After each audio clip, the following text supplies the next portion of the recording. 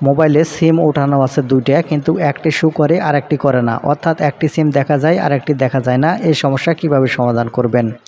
আসসালামু আলাইকুম বন্ধুরা, অনেক সময় আমাদের মোবাইলে দুটি সিম থাকা সত্ত্বেও একটি সিম শো করে। এই সমস্যার সমাধান করার জন্য এখান থেকে আপনারা সর্বপ্রথম আপনাদের মোবাইলের সেটিংসটি ওপেন করে নেবেন। এখান থেকে আপনারা সেটিংস ওপেন করে নিলে এরকম ইন্টারফেসে চলে আসবেন। এখন এখানে আপনারা পেয়ে যাবেন প্রথমে নেটওয়ার্ক অ্যান্ড ইন্টারনেট।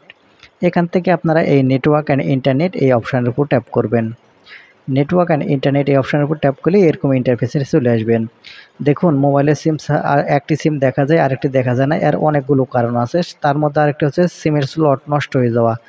সেক্ষেত্রে আপনারা সিমটি সর্বপ্রথম এখান থেকে পরিষ্কার করে আবারও আপনার সিম কার্ডটি লাগিয়ে নেবেন ভালো করে। তো যা হোক, এখন আপনারা যে কাজটি করবেন এখান থেকে আপনারা সিম কার্ড অ্যান্ড মোবাইল নেটওয়ার্ক এই অপশানের উপর এখান থেকে আপনারা ট্যাপ করবেন। আমি সেজন্য এখান থেকে সিম কার্ড অ্যান্ড মোবাইল নেটওয়ার্ক এই অপশানের উপর ট্যাপ করতেছি।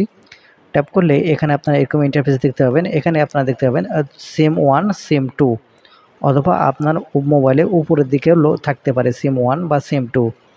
যে সিমটি শো করতেছে না এখান থেকে আপনারা সেই সিমের উপর এখান থেকে আপনারা ট্যাপ করবেন।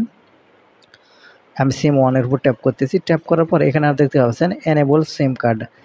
এর ডান পাশে একটা এনেবল বাটন আপনারা পেয়ে যাবেন। এই এনেবল বাটন যে কোনো রকমভাবে এখান থেকে আপনার অফ হয়ে থাকে, আপনারা যে কাজটি করবেন এখান থেকে অবশ্যই এই এনেবল বাটনটি কিন্তু অন করে দিবেন। তারপরে এখান থেকে আপনারা ব্যাক বাটনে টাচ করার পরে এখানে আপনারা যে সিম 2, এই সিম 2 আবার ওপেন করবেন। ওপেন করার পরে এখানে যদি এনেবল বাটন যদি আপনার অফ করা থাকে, তাহলে এখান থেকে এই এনেবল বাটন কিন্তু অবশ্যই আপনারা এখান থেকে অন করে রাখবেন। তারপরে এখান থেকে আপনারা একটু চলে আসবেন নিচের দিকে। এখানে আসলে দেখতে পাবেন প্রিফারেড নেটওয়ার্ক টাইপ। আপনারা এখন এখান থেকে প্রিফারেড নেটওয়ার্ক টাইপ এই অপশানের উপর এখান থেকে ট্যাপ করবেন। ট্যাপ করলে এরকম ইন্টারফেস দেখতে পাবেন। এখন আপনাদের আমি একটা ছোট্ট একটা রিকোয়েস্ট করব। আপনারা আমাদের চ্যানেল থেকে প্রতিনিয়ত এরকম ইম্পর্টেন্ট ভিডিও পাওয়ার জন্য অবশ্যই আমাদের চ্যানেলটিকে সাবস্ক্রাইব করে সাথেই থাকবেন।